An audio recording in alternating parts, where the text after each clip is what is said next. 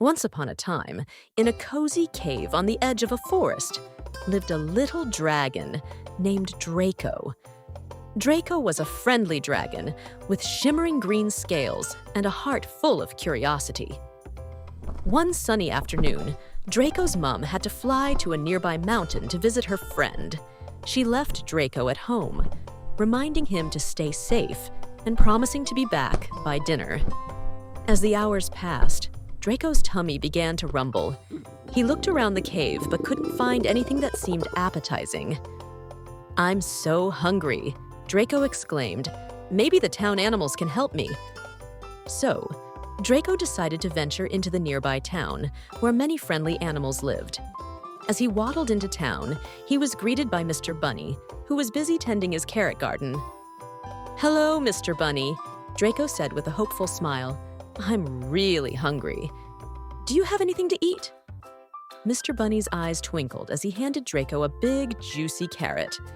Draco took a bite, but even though it was delicious, it didn't fill him up. "Thank you, Mr. Bunny, but I'm still hungry," Draco said politely. Next, Draco met Mrs. Squirrel, who was gathering acorns in the park. "Hello, Mrs. Squirrel. I'm very hungry. Do you have anything I could eat?"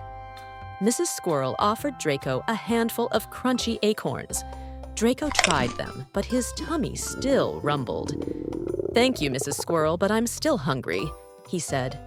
Draco continued through the town and met Mr. Owl, who was sitting on a tree branch. "Hello, Mr. Owl. I'm very hungry.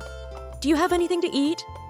Mr. Owl hooted kindly and offered Draco a tasty mouse. Draco nibbled on it, but his tummy still wasn't satisfied. "Thank you, Mr. Owl, but I'm still hungry," he said. Feeling a bit discouraged, Draco walked to the town pond where Mrs. Duck was swimming. "Hello, Mrs. Duck. I'm very hungry. Do you have anything I could eat?" Mrs. Duck quacked cheerfully and gave Draco a piece of her bread. Draco ate it, but his tummy still felt empty. "Thank you, Mrs. Duck, but I'm still hungry," he sighed. Draco sat down by the pond, feeling a little sad. Just then, he heard a familiar voice calling, "Draco, I'm home!" Draco's face lit up with joy as he saw his mom flying toward him. "Mom, I'm so hungry. I tried eating carrots, acorns, a mouse, and even some bread, but I'm still hungry." His mom chuckled softly. "Oh, Draco, sometimes the best meals are made with love at home. Let's go back to the cave, and I'll make you something special." Back at the cave, Draco's mom cooked up a delicious dragon stew, filled with all of Draco's favorite ingredients. The aroma filled the cave, making Draco's tummy rumble even louder. When the stew was ready, Draco took a big bite. His eyes sparkled with delight as the warm, comforting flavors filled his mouth. He ate and ate until his tummy was finally full. "Thank you, Mom. This is the best meal ever," Draco said, hugging her tightly. His mom smiled and said, "Sometimes home-cooked meals are the best because they're made with love."